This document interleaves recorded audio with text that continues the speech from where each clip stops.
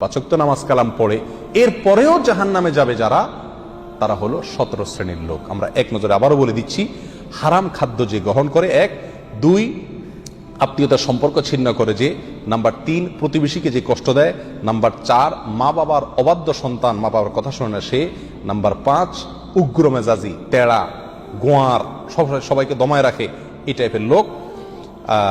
Number 6 অধীনস্থদেরকে, প্রজাদেরকে, যে সমস্ত শাসকেরা, যে সমস্ত রাজারা, যে সমস্ত রাষ্ট্রপ্রধানেরা, সরকার প্রধানেরা বা যে যে লেভেলে আছে সে তার প্রজাদেরকে ধোঁকা দেয় যে তারা।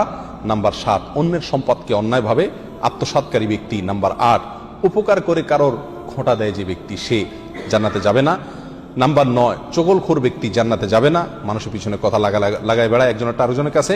নাম্বার 10 অন্যকে নিজের পিতা হিসাবে, নিজের বাবাকে না বলে পরিচয় না দিয়ে অন্যকে নিজের বাবা হিসাবে, পিতা হিসাবে পরিচয় দেয় যে ব্যক্তি, সে। নাম্বার 11 গর্ব এবং অহংকার করে যে ব্যক্তি, যার মনের ভিতরে অহংকার আছে, সেই জান্নাতে প্রবেশ করবে না।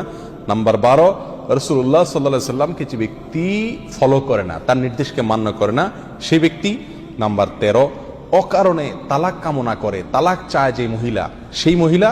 নাম্বার 14 দুনিয়াবী উদ্দেশ্যে যারা এলেম শিখে, কোরআন হাদিস শিখে, এলেম অর্জন করে, আলেম হয় দুনিয়াবী উদ্দেশ্যে, দুনিয়ার কোনো ধান্দায়, আল্লাহকে খুশি করা ছাড়া অন্য কোনো ধান্দায়, তারা। নাম্বার 15 চুলে বা দাড়িতে কোনো জায়গায় কালো কলব, পিওর কালো কলব ব্যবহার করে যারা, তারা। এবং নাম্বার 16 যে কোনো ভালো কাজ করে সেখানে মানুষকে দেখানো, এটা ফলাও করা, প্রচার করা, এই উদ্দেশ্য থাকে যাদের, তারা। নাম্বার 17 ওয়ারিশকে বঞ্চিত করে তার হক থেকে, এরকম অভিভাবক।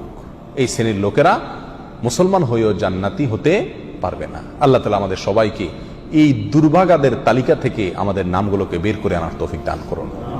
চেষ্টা করব এই 17 শ্রেণীর কোনোটিতে যাতে আমার নাম না থাকে, এটাকে টাঙায় রাখবো, ঝুলায় রাখবো লিস্টটাকে, এবং আমার ভেতরের কোনো পয়েন্ট আছে কিনা সেটা দেখে যাচাই করে সেখান থেকে নিজেকে বের করে আনবো ইনশাআল্লাহ।